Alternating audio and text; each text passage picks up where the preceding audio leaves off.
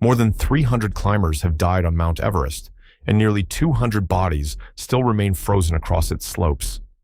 Above 8,000 meters lies the infamous death zone, a place where the human body slowly shuts down. Oxygen levels collapse, temperatures plummet far below freezing, and even the smallest mistake can become fatal. Most people imagine the climb up as the greatest danger. In reality, the descent is where Everest kills the most. Exhaustion, altitude sickness, fading oxygen supplies, and mental fatigue turn every step into a gamble. Climbers collapse from sheer exhaustion, vanish into crevasses, or fall from razor-thin ridges while trying to make it back down alive. Yet, despite the danger, Everest continues to attract people from around the world, driven by ambition, obsession, and the dream of standing on the highest point on Earth. This video explores the terrifying final moments of climbers who fell to their deaths on Everest, what went wrong, why rescue was impossible, and how the mountain continues to claim lives year after year.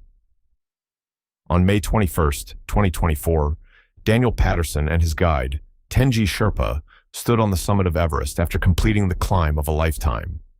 For Patterson, a 40-year-old climber from Britain, it was the result of years of preparation and a deeply personal mission. He had trained relentlessly for the expedition and was raising money for a family affected by cancer.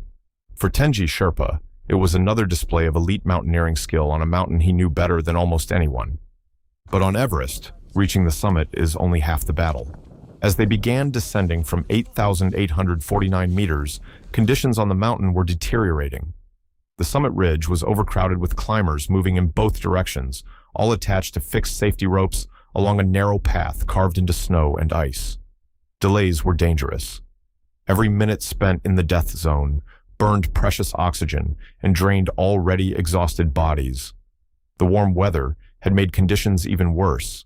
Snow along the ridge had softened, and massive cornices, overhanging shelves of snow hanging above thousands of feet of empty space, had become unstable.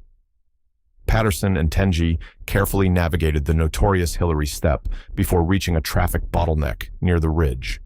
Like many climbers trapped in these dangerous queues, they made a risky decision, unclipping from the fixed rope to move around slower climbers before reattaching farther ahead.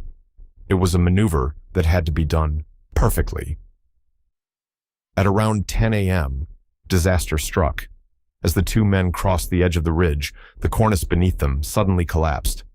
Witnesses described a violent cracking sound before an enormous section of snow and ice broke away into the void.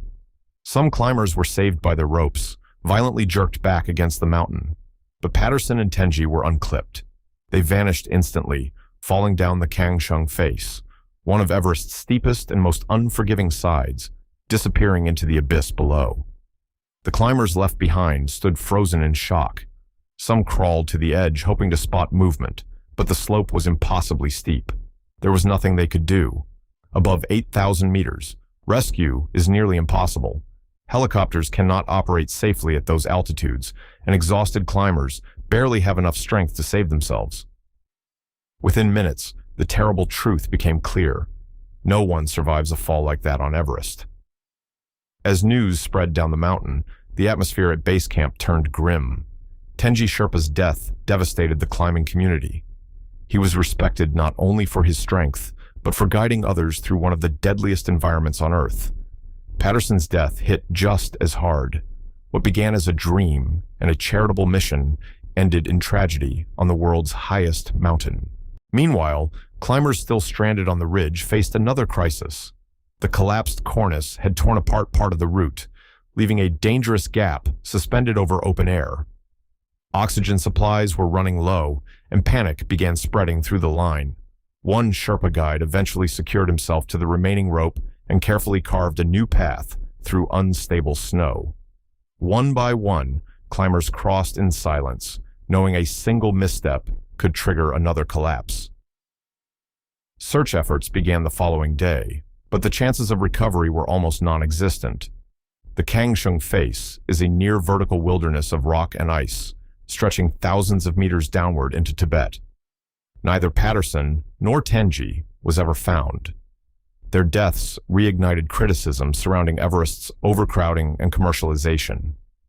In recent years, record numbers of climbing permits have turned the mountain into a dangerous bottleneck where too many people compete for a narrow weather window, and in the death zone, even one delay can be deadly. On May 16, 2006, Swedish adventurer Tomas Olsson stood on the summit of Everest after years of preparation. But Tomas wasn't just there to climb the mountain. He intended to ski down Everest's north face, one of the most dangerous descents on Earth. Alongside his Norwegian climbing partner, Tormod Granheim, Tomas had spent years preparing for the expedition. Their plan was brutally ambitious: climb Everest via the North Ridge, then ski down the massive Norton Couloir, a steep, exposed chute feared even by elite climbers. After a grueling 14-hour summit push through brutal weather, the pair finally reached the top around noon. Exhausted but determined, they began the descent. Then everything started to go wrong. Near the entrance to the couloir, Tomas's left ski suddenly snapped behind the binding. On Everest, equipment failure can become a death sentence within seconds. The two men desperately attempted repairs using tape and climbing gear, but the fix was weak and unstable. Time was running out, temperatures were dropping, and they were still stranded high above the north face. Eventually, they reached a rocky cliff requiring a dangerous rappel. Finding a secure anchor was nearly impossible. The rock was hard, icy, and offered little protection. Improvising with snow stakes and an ice axe, they anchored the rope as best they could. Tomas descended first. About 30 meters down, the anchor suddenly failed. He fell violently into the couloir, crashing against the slope below. The impact likely knocked him unconscious instantly. Unable to stop himself, he continued sliding down the steep face, accelerating faster and faster. Tormod watched helplessly as his partner disappeared into the abyss. Tomas tumbled more than 2,500 vertical meters down Everest's north face before vanishing into the Rongbuk Glacier below. The nightmare wasn't over. Moments after witnessing the fall, Tormod's oxygen mask broke, forcing him to continue descending alone without supplemental oxygen. Fighting exhaustion and shock, he carefully downclimbed the same cliff, using the damaged anchor system he no longer trusted. As he skied farther down the mountain, he discovered Tomas's ice axe and crampons scattered across the slope. The untouched snow around them revealed a horrifying truth. Tomas never regained consciousness after the initial fall. A search team located his body the following day at around 6,700 meters. Sherpas later moved him out of avalanche terrain before a helicopter finally recovered him from the mountain. Tomas Olsson became the 8th climber to die on Everest that season. He had dreamed of completing the Seven Summits ski project, skiing from the highest peak on every continent. Everest was supposed to be one of his greatest achievements. Instead, it became the mountain that claimed his life. Few climbers in Everest's history were more respected than Babu Sherpa. Born in Nepal's Khumbu region, Babu grew up surrounded by the Himalayas. Like many Sherpas, he began working on Everest at a young age, carrying equipment through dangerous terrain long before becoming internationally known. Over time, he built a legendary reputation. He summited Everest 10 times, broke speed climbing records, and achieved feats many believed were impossible. In 1999, Babu spent 21 hours on Everest's summit without supplemental oxygen, an almost unimaginable accomplishment at that altitude. But beyond the records, he cared deeply about helping his community. Having grown up without access to education, he used money from his climbs to fund schools and development projects across the Khumbu region. In 2001, during his 11th Everest expedition, tragedy struck. While at Camp 2, around 6,500 meters above sea level, Babu was reportedly walking near the edge of camp, possibly taking photographs. Then he disappeared. At first, nobody realized he was missing, but by dinner time, concern spread through camp, and a search team began looking for him in the surrounding crevasses. Hours later, they discovered the truth. Babu had fallen into a deep crevasse, hidden beneath the ice. The fall had killed him instantly. The next morning, Sherpas carefully descended into the narrow ice shaft to recover his body.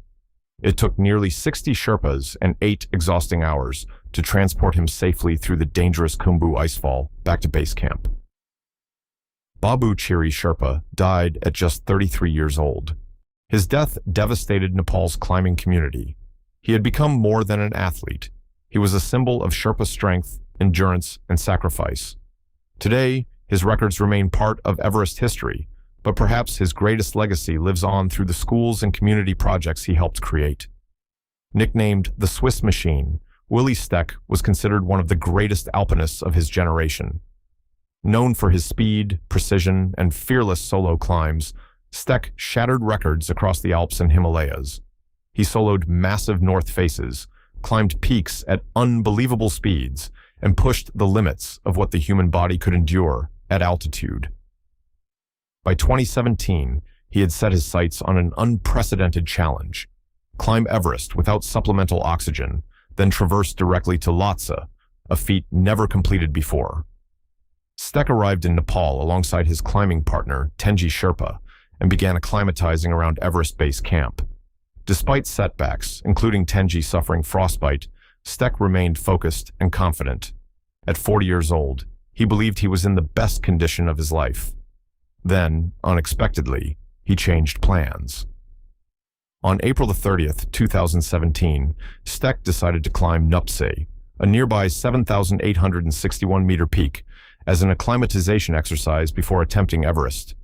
He set out early that morning alone. Several climbers later reported seeing him moving quickly and confidently up the mountain, exactly as he always climbed. Then something happened. Somewhere near the upper slopes of Nuptse, Steck fell approximately 900 meters down the mountain's face. No one knows exactly why. There was no storm, no avalanche, no clear explanation. Some believe he slipped on hard ice. Others suspect altitude fatigue or unstable snow conditions. But even one tiny mistake on terrain that steep is enough to become fatal. His body was later discovered in the western CWM between camps 1 and 2. The news stunned the mountaineering world. If someone as skilled and experienced as Ueli Steck could die so suddenly, it was a brutal reminder of Everest's reality. The mountain does not care how experienced you are.